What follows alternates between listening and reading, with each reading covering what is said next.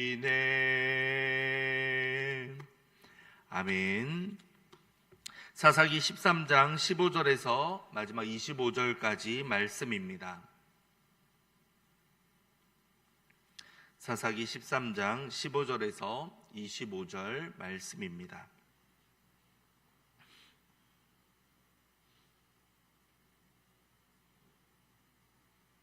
교독합니다. 마노아가 여호와의 사자에게 말하되 구하옵나니 당신은 우리에게 머물러서 우리가 당신을 위하여 염소 새끼 하나를 준비하게 하소서 하니, 여호와의 사자가 마노아에게 이르되 내가 비록 나를 머물게 하나 내가 내 음식을 먹지 아니하리라. 번제를 준비하려거든 마땅히 여호와께 드릴지니라 하니, 이는 그가 여호와의 사자인 줄을 마노아가 알지 못함이었더라. 마노아가 또 여호와의 사자에게 말하되 당신의 이름이 무엇이니이까? 당신의 말씀이 이루어질 때에 우리가 당신을 존귀히 여기리이다 하니, 여호와의 사자가 그에게 이르되 어찌하여 내 이름을 묻느냐? 내 이름은 기묘자라 하니라. 이에 마노아가 염소 새끼와 소제물을 가져다가 바위 위에서 여호와께 드리매 이적이 일어난지라. 마노아와 그의 아내가 본즉 에덴에서부터 하늘로 올라가는 동시에 여호와의 사자가 제단불 곳에 휩싸여 올라간지라. 마노아와 그의 아내가 그것을 보고 그들의 얼굴을 땅에 대고 엎드리니라.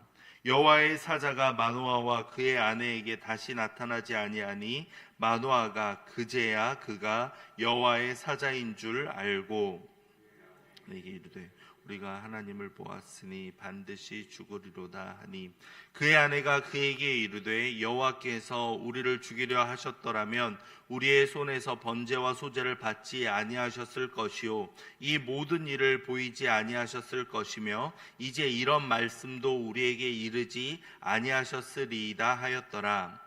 그 여인이 아들을 낳음에 그의 이름을 삼손이라 하니라.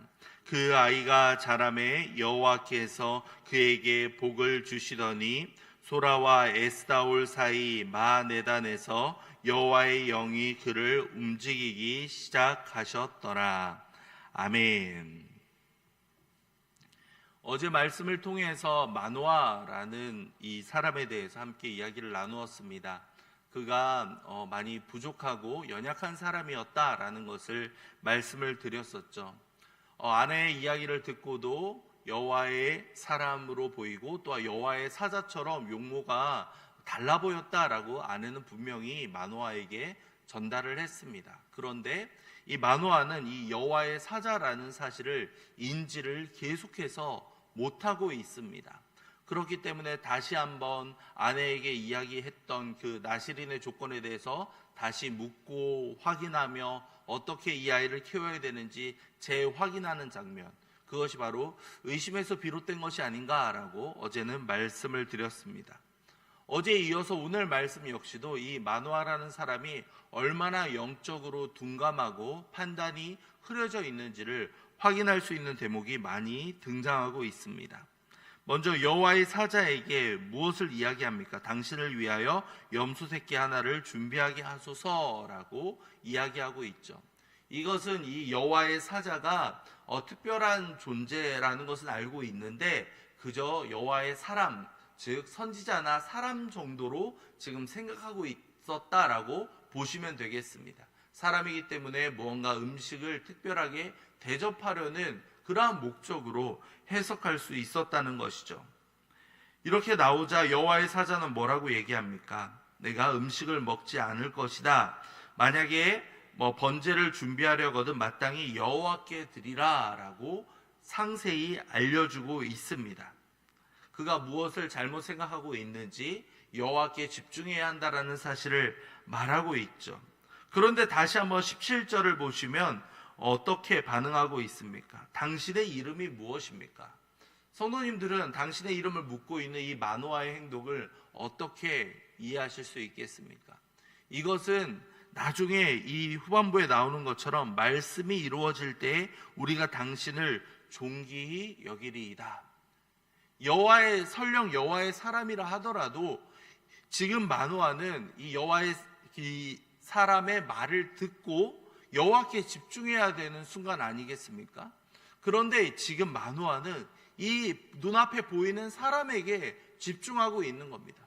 그 사람의 이름을 묻고 그 사람에 대해서 이야기하면서 나중에 이 사람을 존귀히 여기며 우리 태어날 아이가 바로 이러한 특별한 사람에 의해서 또한 특별한 능력을 받은 것이다 라는 식으로 그렇게 말하려고 이렇게 지금 어리석은 판단을 계속해서 반복하고 있는 것이죠.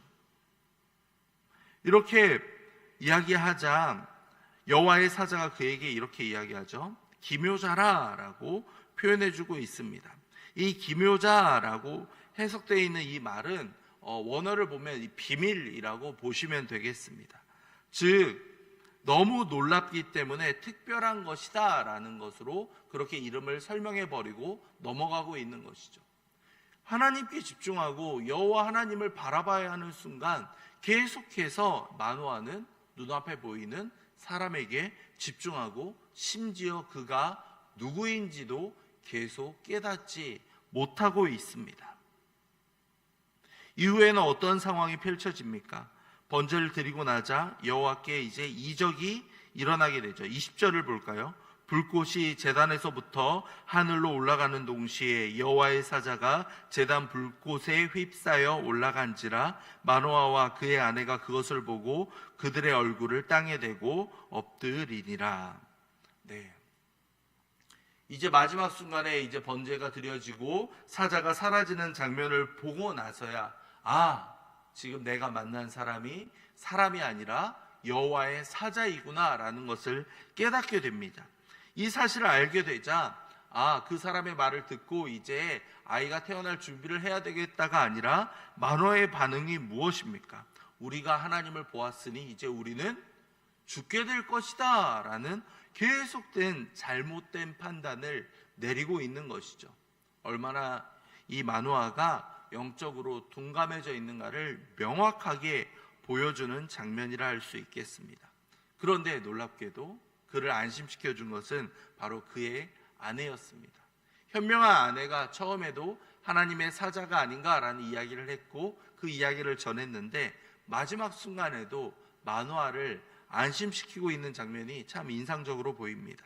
23절을 보면요, 합당한 추론을 해 나가고 있죠. 여호와께서 우리를 죽이려 하셨더라면 우리 손에서 번제와 소제를 받지 아니하셨을 것입니다 라고 이야기를 합니다. 이 모든 일을 보이지 아니하셨을 것이며 이제 이런 말씀도 우리에게 이르지 아니하셨으리이다. 네, 우리에게 보인 기적과 우리에게 행한 말씀과 그리고 모든 것들을 상황들을 유추해 보았을 때 이것은 하나님께서 우리를 벌하려는 것이 아니라 우리를 사용하는 것이다 라고 설득하고 있죠. 그렇게 이야기를 하면서 그 남편 마노아를 안심시키고 있는 장면을 보여주고 있습니다. 자, 성도님들, 마노아라는 사람, 어제는 그저 의심이 많은 사람 정도로만 보았는데 오늘 말씀을 보면 영적으로도 얼마나 무지하고 연약한 사람인가가 명확히 드러나고 있습니다. 그런데 놀랍게도 하나님께서는 이 가정에서 한 아이를 통해 이스라엘을 구원할 계획을 계속해서 이어가십니다. 특별해서가 아니라 이들의 믿음이 뛰어나서가 아니라 비록 연약할지라도 하나님의 뜻을 깨달으며 인내하는 이들에게 하나님께서는 놀라운 이적을 행하실 수 있다라는 것을 명확히 보여주시죠. 24절 말씀입니다. 함께 읽어볼까요? 24절입니다. 그 여인이 아들을 낳음에 그의 이름을 삼손이라 하니라. 그 아이가 자라매 여호와께서 그에게 복을 주시더니. 아멘. 아이가 태어납니다. 그리고 아이의 이름을 삼손, 작은 태양이라는 뜻이죠. 삼손이라 이름을 짓습니다. 이 작은 태양이 떠오르는 것처럼 이제 이스라엘 백성들에게 구원이 임하기를 간절히 바라는 마음으로 이렇게 이름을 지었을 겁니다. 그리고 이 아이가 자라며 여호와께서 그에게 복을 주셨다라고 말씀하고 있습니다. 그가 이스라엘 백성들을 구원할 수 있는 그러한 하나님의 그 용사로 사용될 수 있도록 하나님께서는 예비해 주셨다라는 것을 알게 됩니다. 심지어 25절은 무엇이라 말씀합니까? 소라와 에스다올 사이 마하네단에서 여호와의 영이 그를 움직이기 시작하였더라라고 말씀하고 있습니다. 하나님께서 복을 주셨고 여호와의 영이 그를 움직이기 시작하였다라고 명확하게 말씀하고 있습니다. 네, 하나님께서는 이 가정을 통해서 새로운 역사를 이루어 가실 준비를 서서히 하고 있으셨던 겁니다. 아이는 자라가며 여호와의 영이 그를 감동함으로 말미암아 놀라운 이적이 이제 앞으로 일어날 것이다 라는 예고편이 담겨져 있는 것이죠. 마노아의 어리석음, 영적인 무지함에도 불구하고 하나님께서는 이 가정에서 삼손을 태어나게 하십니다. 아이가 없어 좌절과 절망에 빠져있는 가정을 통하여 하나님께서는 이스라엘을 구원할 놀라운 일을 이루어 가시죠. 그리고 이 아이가 태어나자 여호와께서는 그에게 복을 주십니다. 여호와의 영으로 말미암아 그를 움직이기 시작하십니다. 놀라운 이적이 이렇게 펼쳐지는 장면, 저는 이러한 놀라움이 우리 모든 성도님들의 가정에도 동일하게 임하기를 간절히 소망합니다. 여러분의 가정에도 하나님의 놀라운 은혜와 축복이 함께하기를 간절히 원합니다. 특별히 마지막의 말씀, 여호와의 영이 그를 움직이기 시작하셨더라라는 말씀처럼 우리 역시도 하나님의 영이 우리를 움직여 주시고 좌우해 주시고 옳고 그름을 판단하게 하시며 선한 길로 이끌어 주시기를 간절히 소망합니다. 여러분의 삶 가운데 하나님의 영이 얼마나 역사하시는가, 성령 하나님께서 우리를 어떻게 통치하시며 우리를 일깨워 주시느냐가 얼마나 중요한가 다 알고 계실 겁니다. 오늘 하루도 함께 기도해 주시기 바랍니다. 하나님의 영이 우리를 사로잡을 수 있도록, 하나님의 영을 또한 잘 우리가 간직하며 행동하며 살아갈 수 있도록 아버지의 분별력과 지혜를 더하여 주시옵소서. 함께 기도해 주시기 바랍니다. 마노아는 어리석은 사람이었습니다. 하나님의 영을 분별하지도 못하고 하나님의 사자를 알아보지도 못하였습니다. 하지만 하나님께서는 이 사람들을, 그리고 이 가정을, 그리고 삼손을 사용해 주십니다.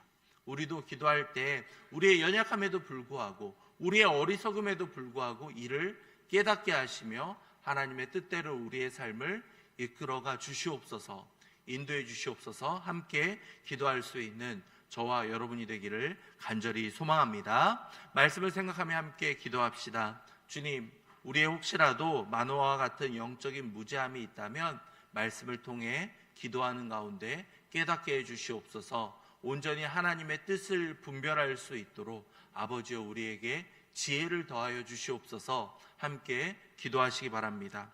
이어서 기도할 때에는 우리뿐만 아니라 우리의 자녀들 역시도 여호와의 영에 지배당할 수 있도록, 여호와의 영이 우리의 삶을 움직일 수 있도록 아버지 인도해 주시옵소서. 성령 하나님이 우리의 삶 가운데 역사하실 수 있도록 오늘 하루도 주님께서 도와주시옵소서. 함께 기도하도록 하겠습니다.